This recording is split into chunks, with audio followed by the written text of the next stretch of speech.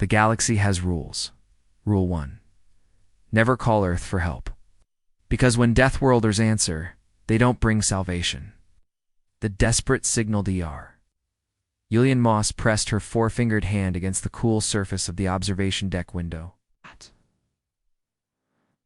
Watching the stars shimmer in the endless void, the Zerthak research station hung in the darkness like a metallic flower, its 12 arms stretching out into space, each one dedicated to studying the mysteries of the ancient galaxy.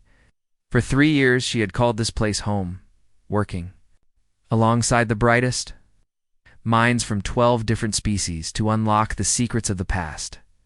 The Viridian scientist adjusted her breathing apparatus and turned back to her laboratory. Today marked a breakthrough in their research on pre-galactic civilizations. Deep in the station's core, her team had been examining an artifact recovered from the ruins of a dead world, something that predated even the oldest known galactic records. The object was a perfect sphere, 2 meters in diameter. It's made from a material that seemed to absorb light rather than reflect it. Commander Jax Noller strode into the laboratory, its massive Quranic frame filling the doorway. The security chief's rocky skin showed the stress patterns that his species displayed when troubled. His forearms moved restlessly, a sign that something was wrong. Dr. Moss, his voice rumbled like distant thunder. We need to discuss the artifact. My security teams are reporting unusual energy readings. Ilian's tail twitched with excitement rather than concern. Commander, those readings are exactly what we hope to find. The artifact is responding to our scans. After 3 months of study, we're finally getting somewhere. That's what worries me, Jex replied, his smaller secondary arms gesturing toward the sealed chamber where the sphere rested. My people have fought in 7 wars across the galaxy. I know dangerous energy signatures when I see them. Before Yillian could respond, the station's communication system activated with a sharp tone.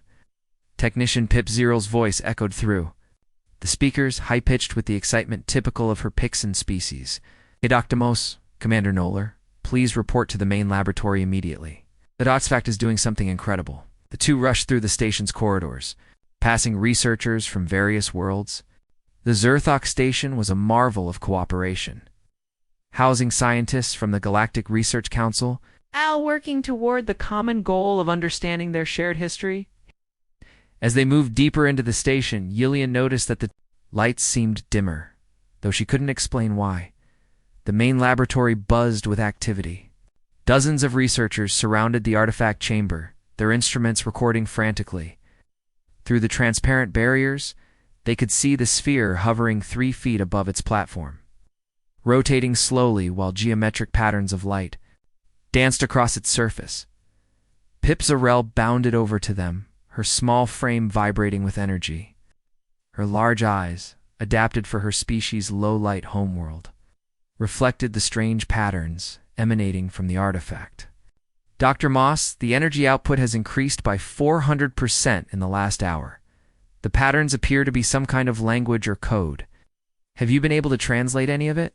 Yillian asked, already moving toward the control console. That's the strange part, Pip replied, her ears twitching nervously.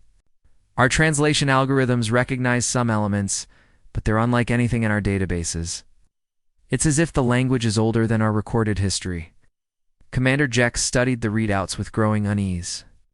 His species had evolved on a world where quick decisions meant survival, and every instinct told him they were making a mistake. Dr. Moss, I strongly recommend we power down all scanning equipment and contain this thing properly. Commander, with respect, this is the discovery of the century, Yillian argued. We're looking at technology that might predate our entire galactic civilization. The knowledge we could gain. Her words were cut short as the artifact suddenly stopped rotating. The patterns of light intensified, and every screen in the laboratory displayed the same symbol, a complex geometric design that seemed to shift and change as they watched it. Then, without warning, every piece of electronic equipment in the laboratory shut down. Emergency lighting kicked in, bathing everything in red shadows. The artifact continued to hover, but now its surface showed no light at all.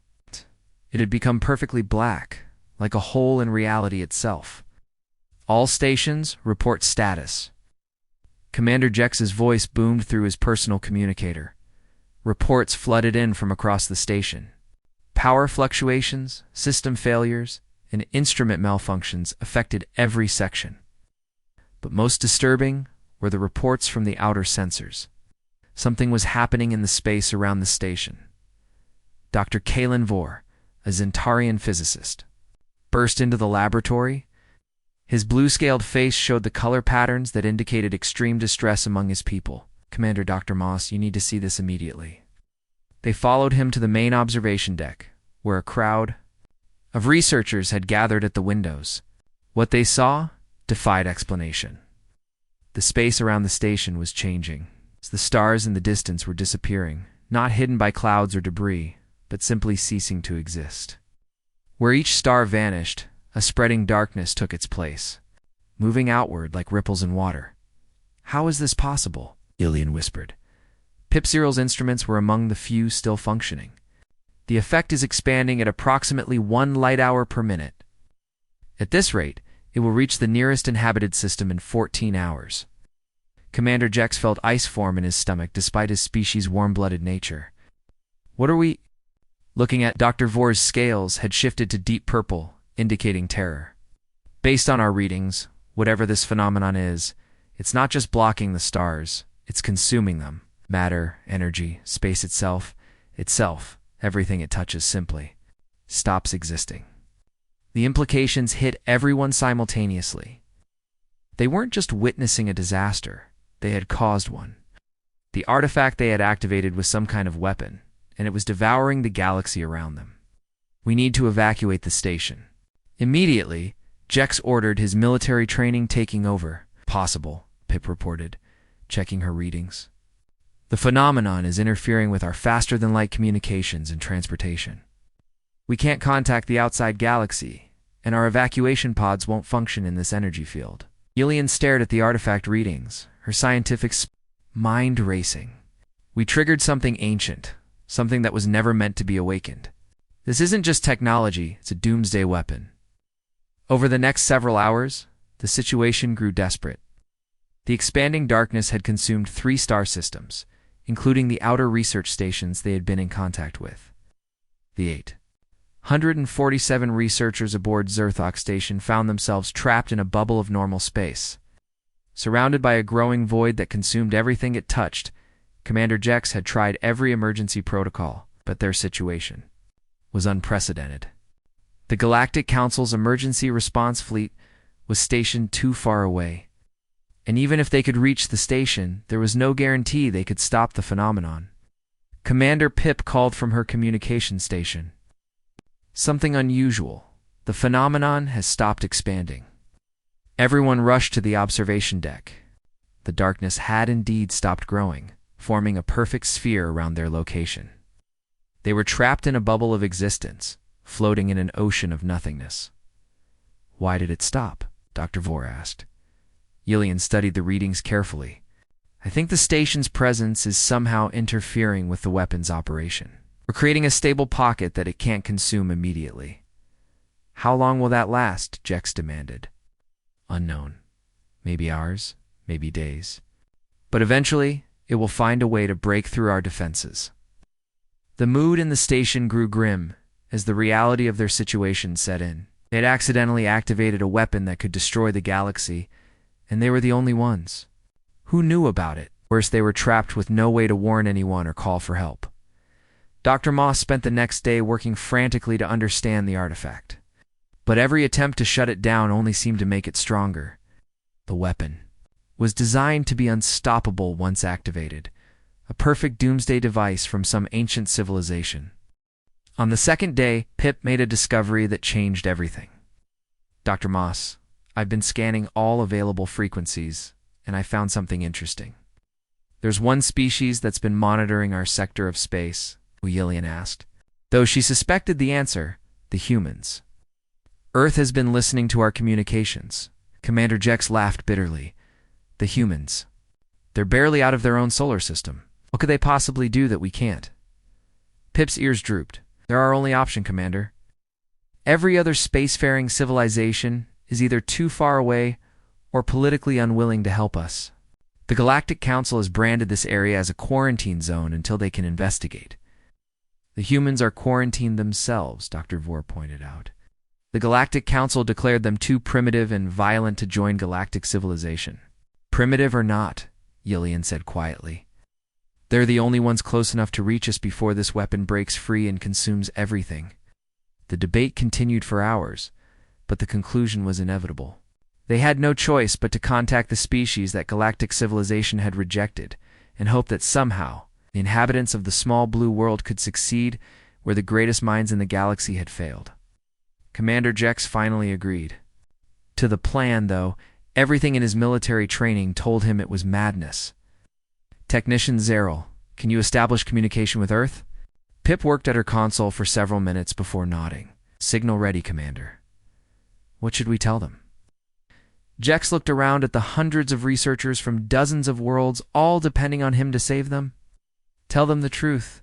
Tell them we're trapped by an ancient weapon that could destroy the galaxy, and we need their help, Commander Dr. Moss added. We should also tell them that we're offering them something in return. Full membership in the Galactic Council and access to all our scientific knowledge. Will the Council agree to that? Jex asked. Yulian's tale showed the patterns that indicated grim determination among her people. If the humans can save us from this disaster, the Council will have no choice but to accept them. Pip sent the signal toward Earth, a desperate message from the depths of space, asking for help from the one species that galactic civilization had dismissed as unworthy. As the transmission traveled toward the small blue planet, everyone on the station waited and wondered if the humans would even receive their call for help. What they didn't know was that Earth had been listening to galactic communications for decades. The humans were far more prepared for this moment than anyone could imagine. The unexpected response, Captain Sarah Chen stood in the command center of the UES Defiance, studying the holographic display that showed the distress signal from the Zerthak research station. Around her, the bridge hummed with quiet efficiency. As her crew prepared for what could be humanity's first official contact with galactic civilization, the irony wasn't lost on her after 50 years of being ignored and quarantined. It was the galaxy that needed Earth's help. Captain Lieutenant Torres called from the tactical station. Fleet Command has confirmed our mission parameters. We have full authorization to provide humanitarian assistance. Sarah nodded, her dark eyes reflecting the blue glow of the displays. At 45, she had spent her entire career preparing for this moment, though she had never imagined it would come under such circumstances. The message from the research station had been clear. An ancient weapon was consuming space itself, and hundreds of alien researchers were trapped in its path. Dr. Webb, what's your analysis of the situation? She asked the man standing beside. Her Dr. Marcus Webb was tall and lean, with prematurely gray hair that spoke to years of intense study. As Earth's leading expert on xenorchaeology and artificial intelligence, he had been specifically chosen for this mission. His expression was grim as he reviewed the data. Captain, based on the energy signatures they've described, we're dealing with what my team calls a reality decay weapon. We've theorized about such devices, but never encountered one. The technology appears to disrupt the fundamental forces that hold matter and space together. Can it be stopped? Torres asked from. His station Webb's smile was thin, but confident. Actually, yes. We've been studying similar phenomena for decades. The key is understanding that these weapons aren't truly destroying matter. They're converting it into a different state of existence. With the right counter-frequency, we can reverse the process. Sarah felt a surge of pride in her species. While the galaxy had dismissed humanity as primitive, Earth's scientists had been quietly making breakthrough after breakthrough. How long until we reach the station? 12 hours at maximum warp, Torres replied. But Captain, I should point out that our warp signature will be detected by any galactic vessels in the area. Although we have technology that supposedly doesn't exist. Let them, Sarah said firmly. It's time the galaxy learned what humans are really capable of. The journey to the Zerthak station gave Sarah time to reflect on how humanity had reached this point. After first contact had gone disastrously wrong 50 years ago, Earth had been quarantined and written off as a dangerous, primitive species. But that isolation had given humanity something precious time to develop without interference, while the galaxy had stagnated in political infighting and bureaucratic inefficiency. Earth had experienced a renaissance of scientific discovery. Human scientists, driven by curiosity and the desire to prove themselves worthy, had made advances that would have shocked their galactic counterparts. "Captain," the communications officer called out, "we're receiving a priority transmission from Galactic Council Fleet Admiral Kextar. They're ordering us to withdraw from the area immediately." Sarah exchanged glances with Dr. Webb. They had expected this. Put him through. The main screen flickered to life, showing a reptilian being. With golden scales and forearms, Admiral Kextar species, the Draconis, were known for their military prowess and rigid adherence to protocol. Expression showed barely contained anger. "Human vessel, I am Admiral Kextar of the Galactic Council Defense Fleet. You are in violation of galactic law by leaving your quarantine zone. Turn to Earth immediately or face the consequences." Sarah stood calmly, her hands clasped behind her back. "Admiral, we received a distress call from researchers trapped by an ancient weapon.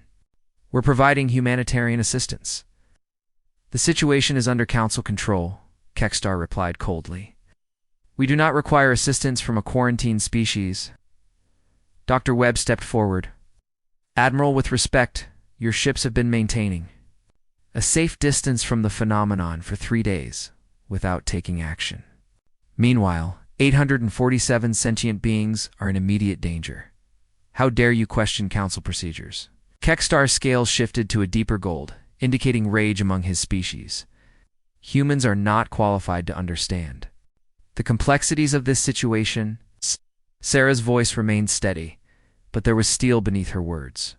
"Admiral, we're not asking for permission. We're informing you of our intentions. We will provide assistance to those researchers, with or without Council approval." "Then you have made an enemy of the Galactic Council," Kextar snarled before cutting the transmission. Torres looked up from his station. "Captain, the Admiral's fleet is moving to intercept us. 27 ships, including 3 battlecruisers." "To arrival at the station?" Sarah asked. "For hours, Captain." Sarah smiled grimly. "Then they're too late to stop us." What Admiral Kextar didn't know was that the UES Defiance wasn't alone. 3 more human vessels had been positioned strategically around the phenomenon, each one equipped with technology that would surprise the galactic forces. Earth had learned much from observing galactic warfare, and human engineers had improved upon every design they had studied. As they approached the Zerthak station, the full scope of the disaster became clear. The research station floated in a perfect sphere of normal space, surrounded by an expanding void that had consumed 3 star systems. The weapon was holding back, as if waiting for something. "My God," Torres whispered. "It's beautiful and terrifying at the same time." Dr. Webb was already at work, his instruments analyzing the phenomenon. "Captain, the weapon is in a dormant state. It's consumed everything it can easily reach and is now calculating how to break through the station's defensive field." "How long do we have?" Sarah asked. "Current energy buildup rates, maybe 6 hours before it overcomes the station's natural interference pattern." Sarah activated the ship's communication system. "Zerthak Station, this is Captain Sarah Chen of the United Earth Ship Defiance. We're here to help." The response came immediately, filled with relief and desperation. "Captain Chen, this is Commander Jex Noller. Thank you for responding. We've been trapped here for 3 days, and our situation is deteriorating rapidly, Commander. We're going to need detailed information about the artifact that created this phenomenon. Can you provide technical specifications?" Dr. Yillian Moss's voice joined the conversation. "Captain, I'm Dr. Moss, the lead researcher. I can provide all the data we've collected. But I should warn you, this weapon is beyond anything in our current understanding. It's been resistant to every attempt to shut it down." Dr. Webb took over the conversation. "Dr. Moss, this is Dr. Marcus Webb.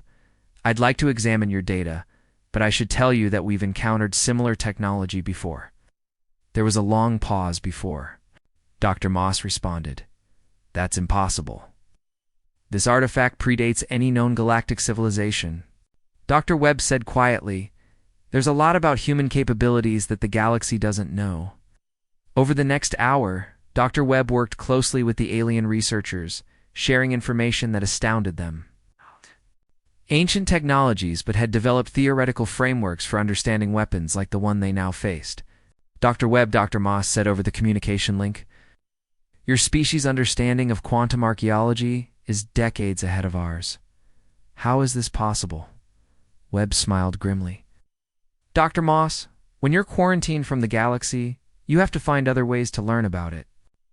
We've been studying the ruins of dead civilizations for 50 years, building our knowledge from the ground up." Meanwhile, Captain Sarah was coordinating with her other ships. The human fleet had surrounded the phenomenon and was preparing to implement a solution that would shock everyone watching. Captain Torres reported, "Admiral Kekstar's fleet has arrived. They're maintaining position at the edge of the phenomenon, but aren't taking action." Sarah understood why. The galactic fleet was equipped with conventional weapons and shielding, useless against a weapon that consumed the very fabric of space. They could only watch as the humans prepared to attempt what they believed was impossible. "Dr. Webb, are you ready?" Sarah asked. "Affirmative, Captain. All 4 ships need to emit the counter frequency simultaneously. If we're off by even a microsecond, the weapon could interpret our signal as an attack and accelerate its expansion." Sarah activated the fleet communication system. "All ships, this is Defiance, actual. Prepare for synchronized emission on my mark. Remember, we're not just saving those researchers, we're showing the galaxy what humans can accomplish." The next few minutes were tense as the human ships positioned themselves around the phenomenon. On the research station, aliens from a dozen species watched their instruments in amazement as the human vessels began emitting energy patterns that seemed to resonate with the ancient weapon. "Energy buildup detected in the phenomenon," Dr. Moss reported, "but it's different this time. The decay pattern is slowing." Dr. Webb monitored his instruments carefully. "The weapon is responding to our signal. It's beginning to recognize the shutdown protocol." What happened next would be remembered as one of the most significant moments in galactic history. The expanding void that had consumed 3 star systems began to contract. Space itself was being restored, matter and energy returning to normal existence as the weapon powered down. "Possible," Admiral Kekstar whispered aboard his flagship as he watched the phenomenon reverse itself. "No known technology can restore consumed space." Yes. On the research station, Dr. Moss stared at her instruments in wonder. "The stars are coming back. Everything that was consumed is being restored to normal space." Dr. Webb's voice came over the communication system. "Dr. Moss, the weapon is entering safe mode. You should be able to approach it without danger now." "How did you know the shutdown code?" she asked. There was a pause before Webb answered. "Because we've encountered this technology before. Fact, we've been studying the remains of the civilization that created it." The implications of his words sent shockwaves through the research station. If humans had access to the ruins of the weapons creators, then Earth's technological capabilities were far beyond what anyone had imagined. "Admiral," Kekstar's voice crackled over the emergency frequency. "Human vessels, I demand an explanation. How did you reverse a phenomenon that our best scientists declared impossible to stop?" Captain Sarah's response was calm, but carried an unmistakable note of authority. "Admiral, I think it's time for a proper conversation between our species. One that doesn't involve quarantines or assumptions about human capabilities." "Dr. Webb," added Admiral, "the weapon your researchers activated is called a reality decay device. It was created by a species that called themselves the Architects, and they lived in our galaxy approximately 50,000 years ago. We've been studying their ruins since we developed faster-than-light travel. The silence that followed was deafening. The galactic representatives were beginning to understand that humanity wasn't the primitive species they had believed. Had been using its isolation to develop far beyond galactic expectations. "There's something else you should know," Dr. Webb continued. "The Architects didn't build these weapons for war. They built them as tests. Each one is designed to activate when a civilization reaches a certain level of technological development. to see if they're wise enough to recognize the danger and capable enough to stop it.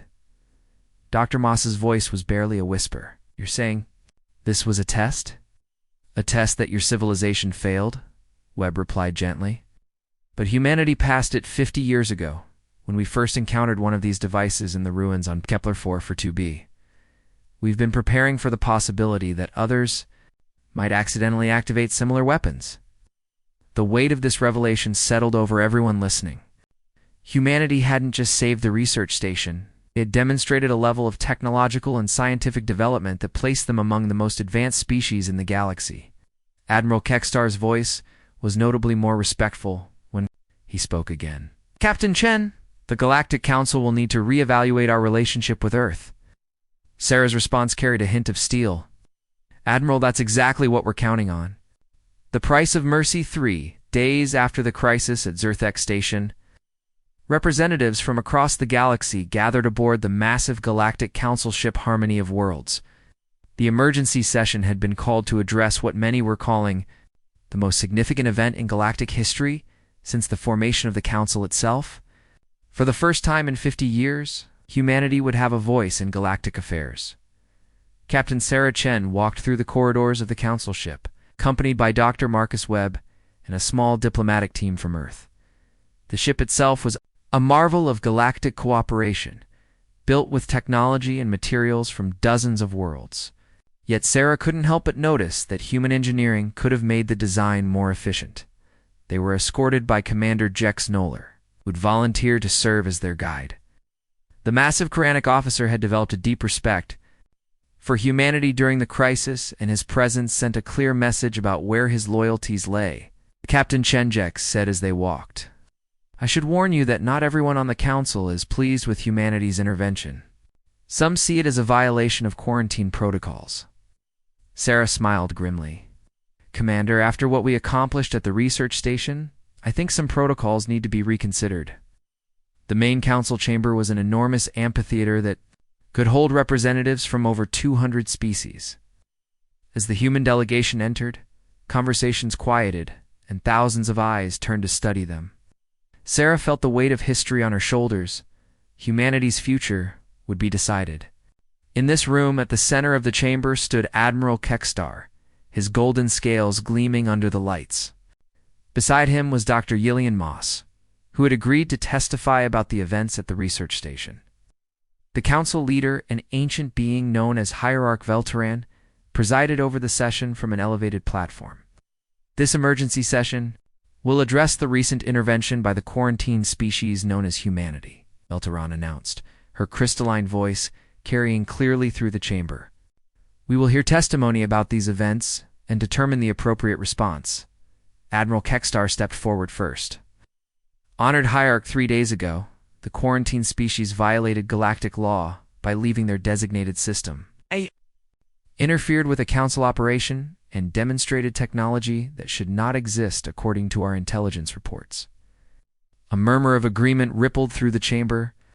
Many species had supported the quarantine of humanity, and they weren't eager to admit they had been wrong. Dr. Moss took her place at the testimony platform. Honored Hierarch, I must respectfully disagree with Admiral Kekstar's characterization of events. The humans didn't interfere with a Council operation. They saved 847 lives when the Council was unable to act. The Council was preparing a response, Kekstar protested. We simply required more time to ensure the safety of our forces. Admiral Dr. Moss replied, her tail showing patterns of controlled anger.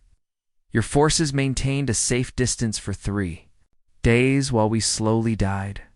The humans arrived and solved the crisis in 6 hours. Sarah stepped forward when called to testify. Honored Hierarch, humanity responded to a distress call from sentient beings in danger. We provided humanitarian assistance using capabilities we developed during our 50 years of isolation. Hierarch Velteran's crystalline form shifted colors as she spoke. Captain Chen, explain how your species developed technology capable of reversing a reality decay event. Our best scientists consider such a feat impossible. Dr. Webb joined Sarah at the platform. Honored Hierarch, impossible is a word humans don't accept easily. When we were quarantined 50 years ago, We didn't waste time feeling sorry for ourselves. We used that time to explore, learn, and develop. You claim to have encountered these ancient weapons before, Velteron noted. Where? In the ruins of dead civilizations throughout this galaxy, Webb replied calmly.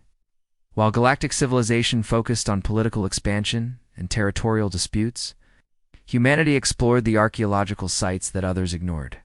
We learned from the mistakes and achievements of species that lived long before any of us.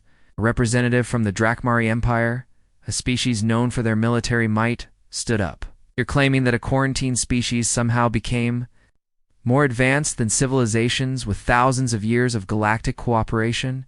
Sarah's voice carried quiet confidence. Representative advancement isn't about time, it's about focus and determination. Humanity spent 50 years with a single goal, proving we deserved a place among the stars. Every discovery, every breakthrough was aimed at that objective. Dr. Webb activated a holographic display that showed images from dozens of archaeological sites. We've explored the ruins of the architects, the void builders, the crystal singers, and 17 other extinct civilizations. Each one taught us something new about technology, philosophy, and the dangers of unchecked power. The chamber fell silent as representatives absorbed the implications. Humanity hadn't just developed advanced technology. They had become the galaxy's foremost experts on ancient civilizations and their technologies. Hierarch Velteron's form shifted to deep blue, indicating deep thought among her species. Captain Chen, if humanity has these capabilities, why reveal them now? You could have remained hidden and continued developing in secret. Sarah's expression grew serious, because honored hierarch, with great power comes great responsibility. We've learned from studying dead civilizations that isolation and selfishness lead to extinction. When we received that distress call, we had a choice: remain hidden and safe, or risk everything to save lives. And what does humanity want in return for this intervention? Asked the representative from the Centauri Coalition. The question hung in the air as every being in the chamber waited for humanity's demands. Sarah looked around the vast assembly before answering. We want 3 things, she said clearly. First, an end to the quarantine. Humanity has proven we're not the savage primitives you believed us to be. We want the freedom to explore, trade, and cooperate with other species. Murmurs of agreement rippled through sections of the chamber, particularly from species that had been saved at the research station. Second, Sarah continued, we want to establish the Galactic Archaeological Preservation Council. Too many ancient sites have been destroyed by careless development or military actions. These ruins contain knowledge that could benefit all species, but they need protection, Dr. Webb added. We've already identified 47 sites that contain potentially dangerous technologies like the reality decay weapon. These locations need to be studied and secured before someone else accidentally triggers another crisis. And your third demand? Velteron asked. Sarah's voice grew steel hard. We want accountability. The crisis at Zerthek Station didn't happen by accident. Our investigation has revealed that someone with access to high-level council intelligence has been selling information about archaeological sites to private collectors and military contractors. The chamber erupted in shocked conversations. Admiral Kekstar stepped forward, his scales shifting to a pale gold that indicated surprise among his species. Captain Chen, that's a serious accusation. Do you have evidence? Dr. Webb activated another holographic display, this one showing communication intercepts and financial records.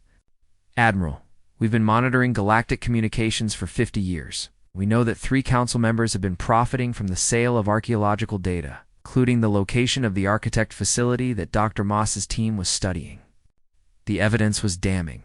Financial transfers, encrypted communications, and shipping manifests all pointed to a conspiracy that had endangered the entire galaxy for profit.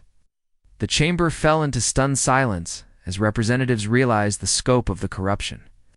Counselor Thekmar of the Rigel Systems suddenly stood, his insectoid features showing clear distress. These accusations are preposterous. The Council's integrity is beyond question, is it? Sarah asked coldly. She nodded to Dr. Webb, who highlighted specific communication logs. Counselor Thekmar, would you like to explain these encrypted messages to archaeological looters?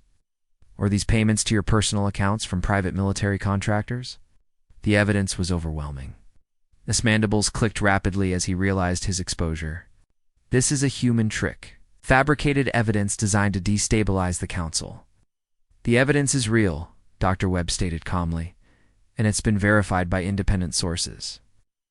Counselor Vekmar, along with Counselors Vexai and Morden, have been selling archaeological site data for over 15 years. The facility at Kepler-et 85C, where Dr. Moss found the reality decay weapon, was supposed to be a classified location. Hierarch Velteron's crystalline form flared bright red, indicating fury among her species. Counselor Vekmar, is this true? Vekmar. Compound eyes darted around the chamber, looking for support that wasn't there. Finally, his shoulders slumped in defeat. The archaeological sites were just sitting there, unused. The knowledge was being wasted. Private collectors could preserve and study the artifacts properly, and the profit was just a coincidence. Admiral Kekstar growled, his military sense of honor offended by the corruption. The crisis at Zerthak Station nearly destroyed 3 star systems because of your greed, Dr. Moss added, her voice carrying the weight of someone who had nearly died because of these actions. Sarah stepped forward again. This is why humanity's third demand is non-negotiable. We want full access to all archaeological sites, and the authority to secure dangerous technologies. The galaxy can't afford another crisis like this one. You're asking for significant authority over galactic affairs, Velteron observed. Asking for the responsibility to protect civilizations from dangers they don't understand, Sarah corrected. Humanity has spent 50 years learning from the mistakes of extinct species. We know the warning signs, and we know how to contain dangerous technologies safely, Dr. Webb added. We're not seeking to control these sites for our own benefit. We're proposing joint human-galactic teams to study and preserve ancient knowledge while ensuring public safety. Full transparency, shared discoveries, collaborative research. Representative Yixanel from the Vegan Confederacy spoke up. The humans saved our research teams at Zerthak. If they hadn't acted, we would have lost some of our best scientists. They also demonstrated capabilities that our intelligence services completely missed, added General Korth from the Altarian Defense Force. How many other things have we been wrong about? The debate that followed was intense but largely favorable to humanity. The evidence of council corruption had shocked many representatives, and the human intervention at Zerthak Station had earned them significant goodwill. Finally, Hierarch Velteran called for order. Council will recess to consider these matters. We will reconvene in 6 hours with our decision. During the recess, Sarah and her team were approached by dozens of representatives wanting to learn more about human capabilities and intentions. It was clear that the galaxy's perception of humanity had changed dramatically. Commander Jex Noller found Sarah in the diplomatic quarters that had been assigned to the human delegation. Captain, I wanted to thank you personally. Saved my life and the lives of everyone on that station. Commander, we did what anyone should do when people are in danger, Sarah replied. That's what civilized beings do for each other. That's exactly why the quarantine was wrong, Jex said firmly. The Council judged humanity without truly understanding what you're capable of, not just technologically, but morally. Dr. Webb joined the conversation, carrying a tablet with new information. Captain, I've been analyzing the archaeological data we recovered from the conspiracy investigation. There are at least 12 more sites containing potentially dangerous technologies. Some of them are in heavily populated systems. Sarah felt the weight of responsibility settling on her shoulders. Then we need to secure them quickly, before someone else decides to experiment with ancient weapons. When the council reconvened, the chamber was packed. Word had spread throughout the galaxy about the human intervention and the corruption scandal. Representatives from hundreds of species waited to hear the council's decision. Hierarch Eltaran stood at the center of the chamber, her crystalline form reflecting the lights and complex patterns. After careful deliberation, the Galactic Council has reached several decisions. The chamber fell silent. First, the quarantine of the Sol system is hereby terminated. Humanity will be granted full membership in the Galactic Council with all rights and responsibilities that entails. Cheers erupted from sections of the chamber, particularly from species that had been saved at Zerthak Station. Second, The Galactic Archaeological Preservation Council will be established as proposed by humanity. Dr. Marcus Webb will serve as its first director. With full authority to secure and study ancient sites throughout the galaxy, Dr. Webb nodded, solemnly, understanding the enormous responsibility being placed on his shoulders. Third, Councilors Thekmar, Vexhai, Morden are hereby expelled from the Council and will face trial for endangering galactic security through their illegal activities. The three corrupt councilors were escorted from the chamber amid a mixture of boos and angry chittering from various species. Finally, Velteron continued, the Council formally apologizes to humanity for 50 years of unjust quarantine. We recognize that our prejudice and fear prevented us from benefiting from humanity's unique perspective and capabilities. Sarah stood to address the chamber one final time. Honored Hierarch, humanity accepts the Council's decisions and apology. But we want to be clear about something. We didn't seek recognition for our own benefit. We acted because it was the right thing to do. She paused, looking around the vast assembly. Every species in this chamber has something valuable to contribute to galactic civilization. Humanity learned that during our isolation, studying the achievements and failures of extinct civilizations, the greatest tragedy isn't that species. It's that they die alone, without sharing their knowledge with others. Dr. Webb stepped forward. The archaeological sites we'll be protecting contain more than just dangerous weapons. They contain art, philosophy, scientific discoveries, and cultural achievements from dozens of extinct species. This knowledge belongs to all of us. Humanity offers our friendship to every species willing to accept it, Sarah concluded. We've seen what happens when civilizations become isolated and suspicious of each other. We've studied the ruins of empires that fell because they couldn't cooperate with their neighbors. We won't let that happen to us. The applause that followed was thunderous, echoing through the chamber as representatives from hundreds of worlds showed their approval. Sarah knew that the real work was just beginning. Over the following weeks, human ships began arriving at archaeological sites throughout the galaxy, working alongside alien scientists to secure dangerous technologies and preserve ancient knowledge. The joint human galactic teams proved remarkably effective, combining human archaeological expertise with alien technological capabilities. Dr. Moss, who had requested a transfer to work with the new Archaeological Preservation Council, found herself amazed by the human approach to ancient technologies. Dr. Webb, your people don't just study these artifacts, you understand them on a philosophical level. Webb smiled as they examined a Void Builder crystal matrix. Dr. Moss, when you spend 50 years studying extinct civilizations, you start to see patterns.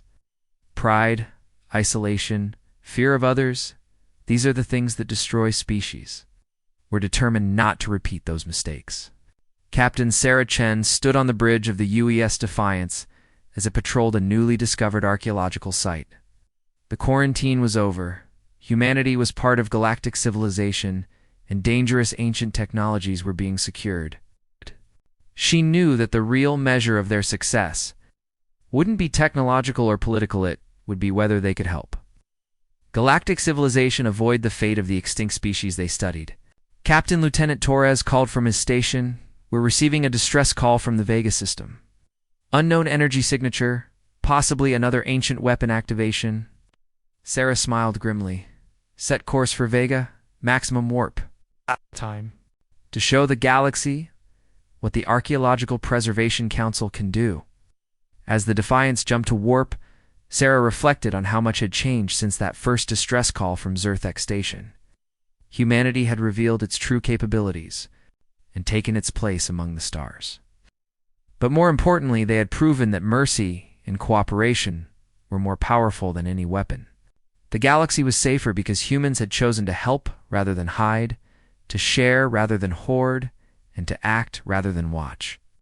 And in the ruins of ancient civilizations, archaeologists from dozens of species worked together to ensure that the mistakes of the past would never be repeated. The price of mercy, Sarah realized, wasn't what you gave up to help others. It was what you gained by proving that civilizations could rise above their fears and prejudices to build something better together.